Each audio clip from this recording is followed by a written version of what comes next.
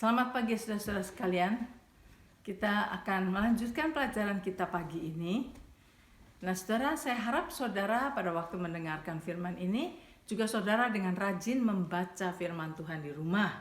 Apa yang saya terangkan di sini supaya saudara sudah baca sehingga saudara bisa merasa familiar akan cerita yang kita sama-sama sedang pelajari, yaitu mengenai Elia.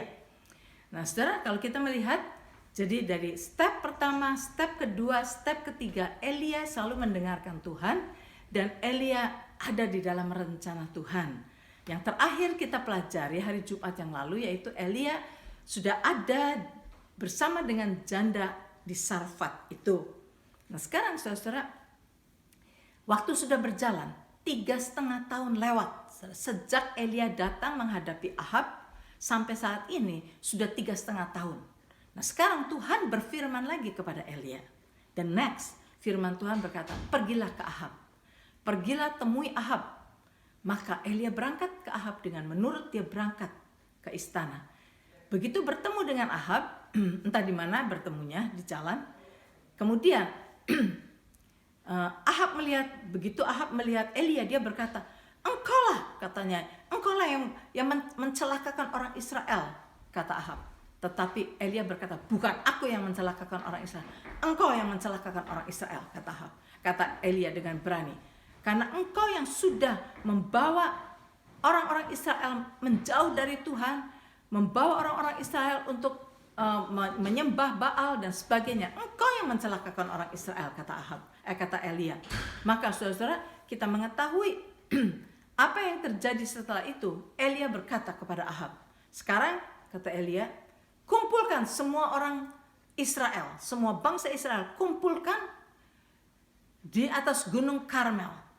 Dan kemudian katanya, bawa juga semua nabi-nabi Baal. Semua nabi-nabi Baal yang 450 itu dan 400 nabi Asyera, bawa semua ke Bukit Karmel. Dia bilang begitu. Dan saudara bayangkan, Ahab itu raja. Elia itu seorang nabi. Dia bisa memerintahkan Ahab dan Ahab menurut, saudara. Ahab langsung memerintahkan semua orang Israel untuk berangkat ke Gunung Karmel. Dan dia juga membawa semua nabi-nabi Baal 450 dan 400 nabi Asyera pergi ke atas Gunung Karmel. Nah saudara tahu ceritanya setelah itu. Karena ini adalah cerita yang paling terkenal di mana terjadi duel antara Elia dengan nabi-nabi 850 nabi Baal dan Asyera. Dan di sana Elia menantang nabi-nabi itu untuk berdoa kepada Baal, kepada Tuhan mereka, untuk mendatangkan api datang untuk membakar persembahan mereka. Dan saudara, mereka sampai setengah harian, saudara, tidak terjadi, tidak ada api turun. Mereka sampai menoreh-noreh badan mereka sampai berdarah-darah. Tidak ada api turun. Kita tahu ceritanya. Setelah itu Elia bagiannya dan dia hanya berdoa kepada Tuhan. Turunlah api dari langit, saudara, membakar persembahan Elia. Dan begitu persembahan Elia terbakar, semua orang Israel bersorak-sorai dan orang Israel berkata, Tuhanlah Allah yang benar, Tuhanlah Allah yang benar.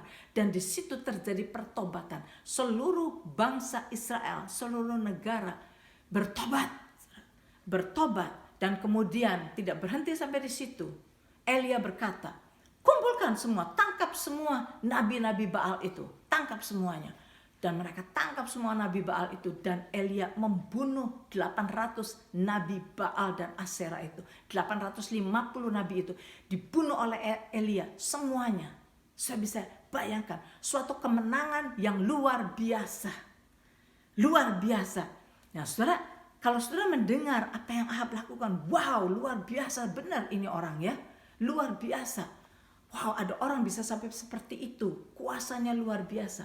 Dan setelah selesai semuanya, Elia berkata sekarang kepada Ahab, sekarang Ahab, sana kamu pergi makan. Pergilah makan. Karena bunyi hujan, derau hujan sudah terdengar katanya. Saudara, saya percaya tidak ada orang yang mendengar. Cuma Elia yang mendengar desau daripada hujan itu. Mengapa? Karena dia berjalan dengan iman, dia mendengar dengan iman. Maka setelah itu Ahab makan-makan, Elia menyuruh hambanya. Elia naik ke atas gunung Karmel dan dia menyuruh hambanya, pergi lihat ke langit, apakah ada awan atau tidak. Di situ hambanya lari naik ke bukit untuk melihat. Hambanya melihat langit cerah, tidak ada awan satupun, tidak ada awan satu titik pun. Sementara Elia menyuruh hambanya untuk melihat, Elia berdoa, saudara. Elia berdoa, hambanya pulang dan berkata, tidak ada awan, langit clear, nggak ada awan. Elia berkata, pergi lagi. Hambanya pergi lagi, saudara, naik lagi ke atas bukit. Sementara Elia tetap berdoa, hambanya pulang lagi, tidak ada apa-apa. Elia berkata, pergi lagi. Elia menyuruh hamba itu pergi bolak-balik sampai ke 6 kali. Hambanya bilang, enggak ada apa-apa, langit clear. Elia berkata, pergi lagi, sekali lagi. Hamba itu pergi ke sana. Dia pulang, dia berkata pada dia, aku melihat awan sebesar telapak tangan. Nah, saudara lihat, kalau saudara melihat langit yang begitu luasnya, begitu besarnya, dan melihat ada awan sebesar telapak tangan, apa artinya awan itu? Tetapi Elia berkata, katakan kepada Ahab, cepat pulang karena hujan turun sebentar lagi. Dan saudara, Ahab berangkat. Sebentar, di dalam sekejap, awan yang satu telapak tangan itu tiba-tiba menjadi penuh dan kelihatan langit menjadi gelap dan hujan turun dengan derasnya. Saudara, ini yang kita melihat apa yang Elia kerjakan.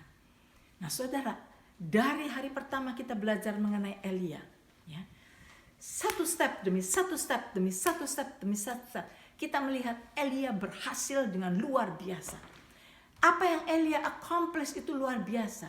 Sehingga kalau kita pelajari kehidupan Elia, kita menjadi kelihatan kecil sekali. Kita berkata, ya ngapain belajar mengenai itu? Oke dah, itu hebat, itu miracle. Tapi ya dia sih orang spesial. Saya sih nothing dibandingkan dengan dia. Tapi saudara mau tahu? Kalau saudara mau tahu rahasia dari keberhasilan daripada Elia, kuncinya kita lihat di dalam Yakobus pasal yang kelima, ayat 17 dan 18. Kalau saudara mau catat dan nanti baca sendiri di rumah.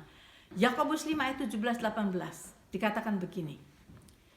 Elia adalah manusia biasa, sama seperti kita.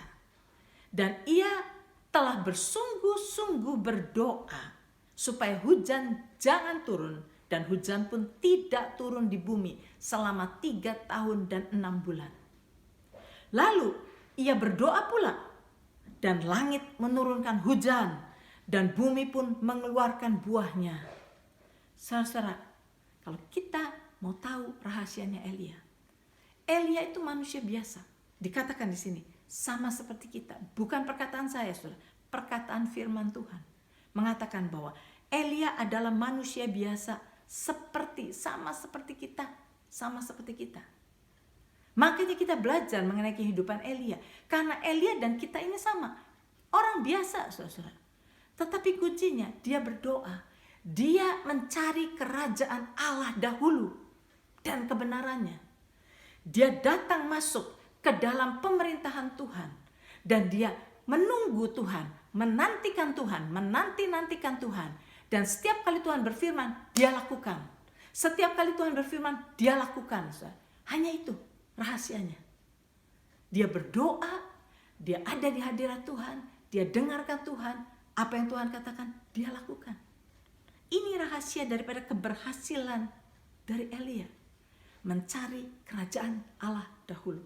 Hidup di dalam pemerintahan Tuhan. Dia tidak keluar dari pemerintahan Tuhan. Dia berada di dalam pemerintahan Tuhan sehingga dia berhasil. Dia bisa membuat seluruh Israel bertobat. Dia bisa membuat Ahab menurut kepada dia.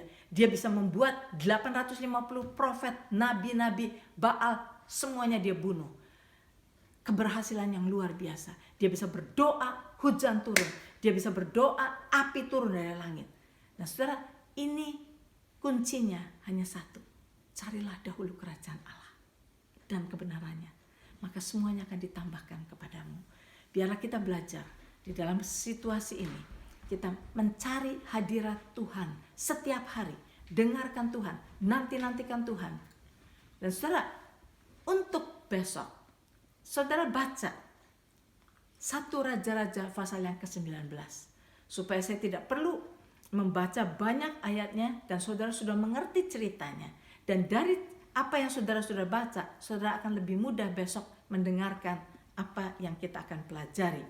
Sampai di sini, Tuhan memberkati.